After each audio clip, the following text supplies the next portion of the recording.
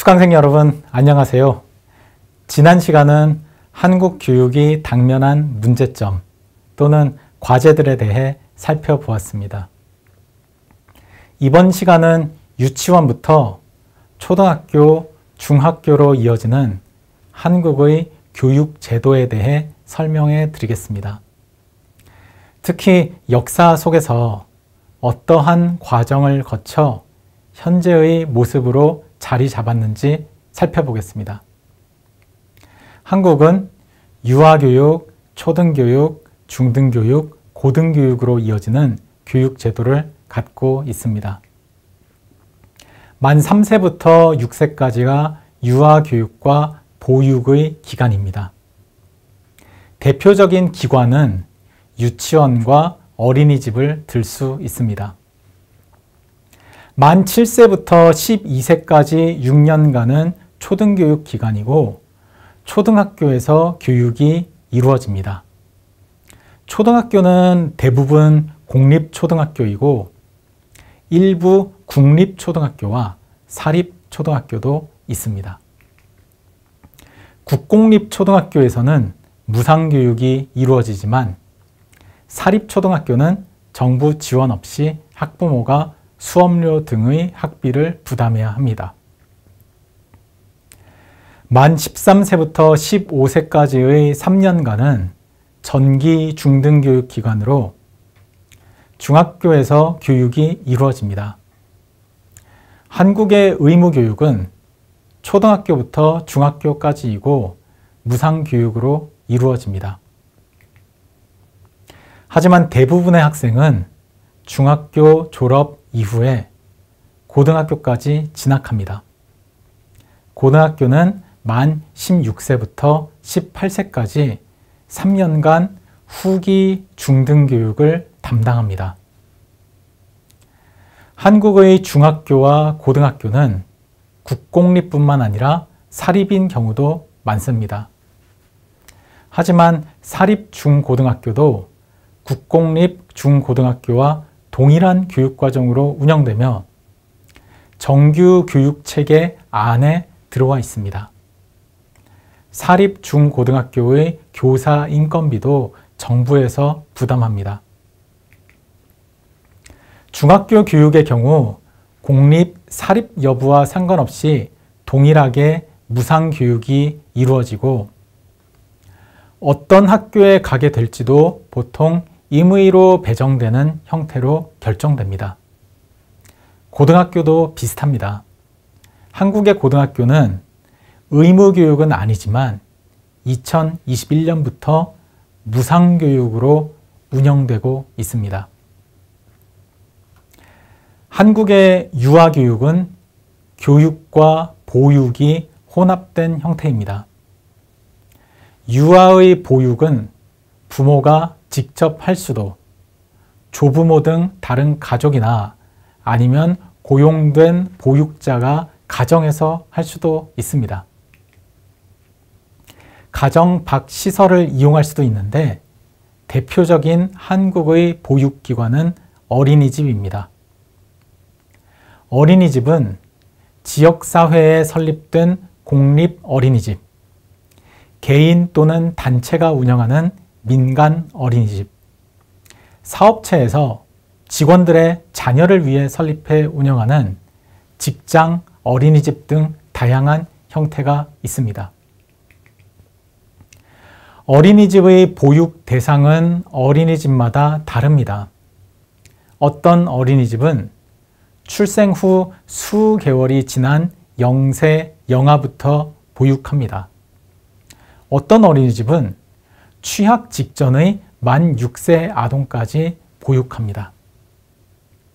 어린이집은 한국에서 제도상으로는 교육기관으로 분류되지 않고 보육기관으로 분류됩니다. 하지만 최근에는 보육과 유아교육을 하나로 통합하고 보육기관을 유치원으로 전환하려는 정책 시도가 이루어지고 있습니다. 한국의 대표적인 유아교육기관은 유치원입니다. 유치원은 유아를 대상으로 한 교육기관입니다. 한국의 유아교육법은 유아를 만 3세부터 초등학교 취학 전까지의 어린이로 규정합니다. 그래서 유치원은 만 3세 이후부터 다닐 수 있습니다. 달력 연도를 기준으로 한다면 만 4세가 되는 생일이 있는 해부터 유치원을 다닐 수 있습니다. 통상 유치원의 학력을 만 4세, 5세, 6세로 부르는 이유입니다. 하지만 유치원은 의무 교육이 아닙니다. 그래서 꼭 만 4세부터 유치원을 다니지는 않습니다. 경우에 따라 만 4세는 어린이집을 다니다가 또는 가정보육을 하다가 만 5세 또는 만 6세가 되어 유치원을 다니기도 합니다. 유치원을 다니지 않고 가정보육만을 하거나 어린이집을 만 6세까지 계속 다니기도 합니다. 유치원에 해당하지 않는 사설기관인 놀이학교나 영어유치원이라 불리는 영어학원 종일반을 다니는 경우도 있습니다. 그래서 학령 기준으로 유치원 취학률은 약 50% 수준을 보이고 있습니다. 하지만 나머지 절반의 유아들도 대부분 어린이집이나 사설기관에 재원 중인 것으로 볼 수 있습니다. 2012년부터 한국에서는 유아교육과정인 누리과정이 운영되고 있습니다.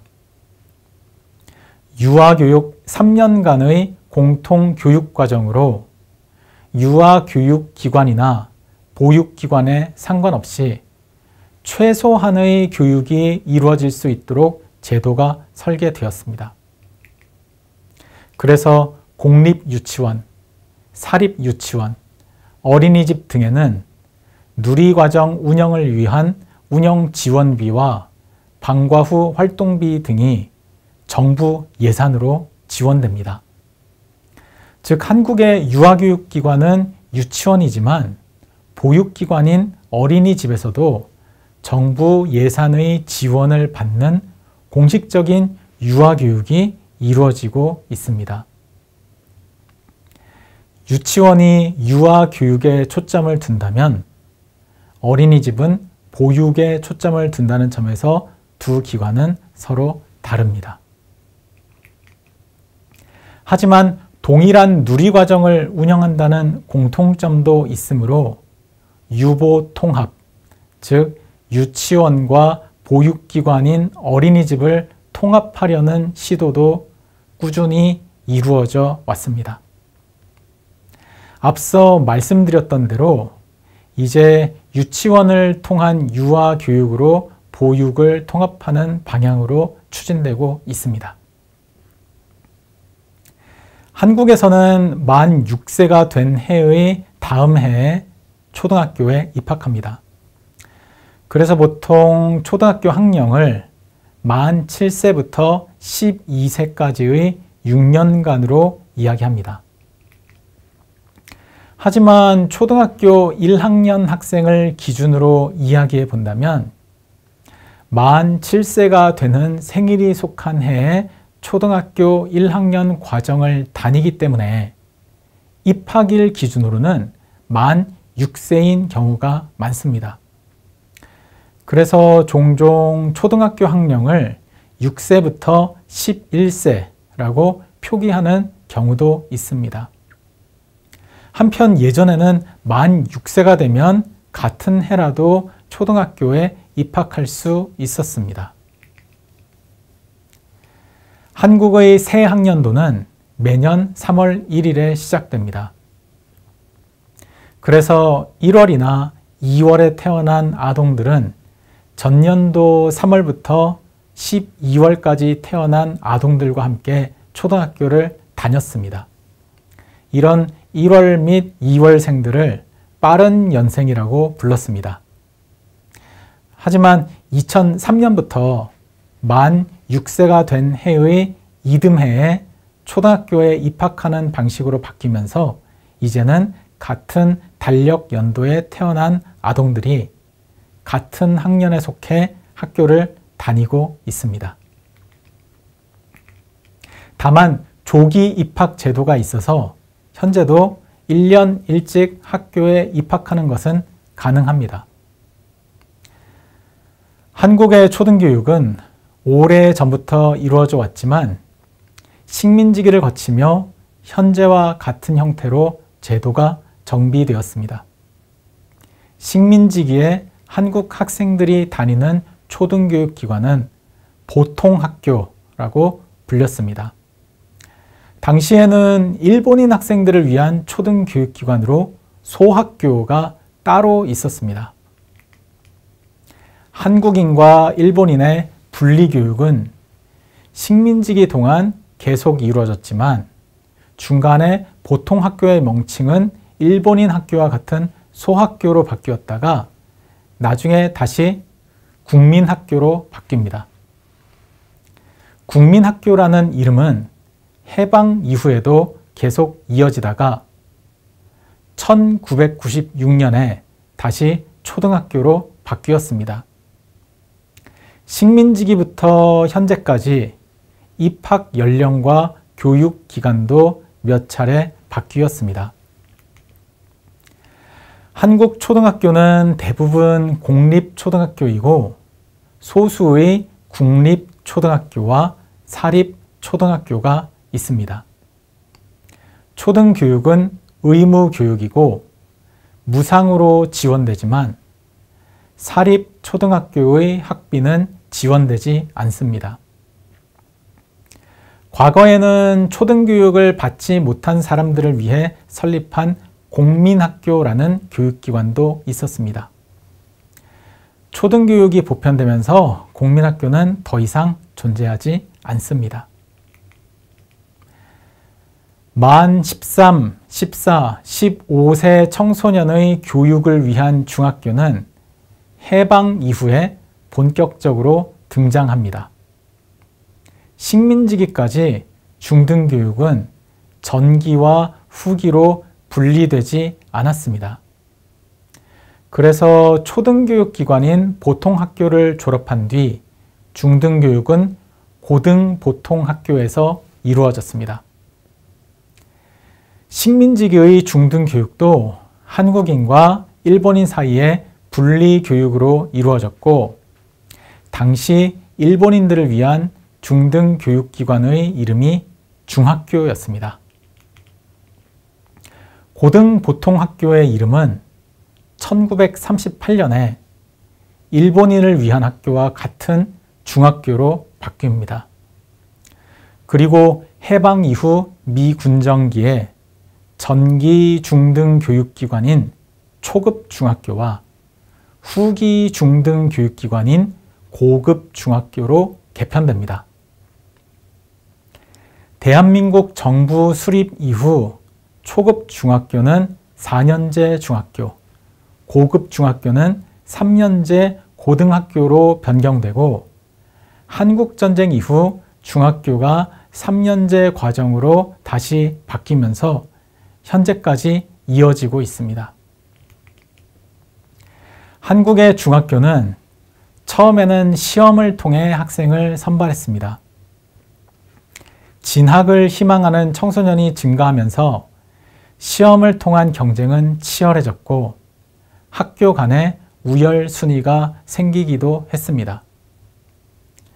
1969년부터 중학교 입학시험이 폐지되고 진학을 희망하는 학생들을 추첨을 통해 거주지 인근 학교에 배정하는 방식이 실시되었습니다. 중학교 의무교육은 1985년 도서 및 벽지 지역부터 시작되었습니다. 1994년에 읍면 지역으로 확대되었고 2002년부터 단계적으로 확대되어 2005년부터 전면 실시되었습니다. 중학교 의무교육 제도의 확대 과정은 사실 무상교육 확대 과정이었습니다.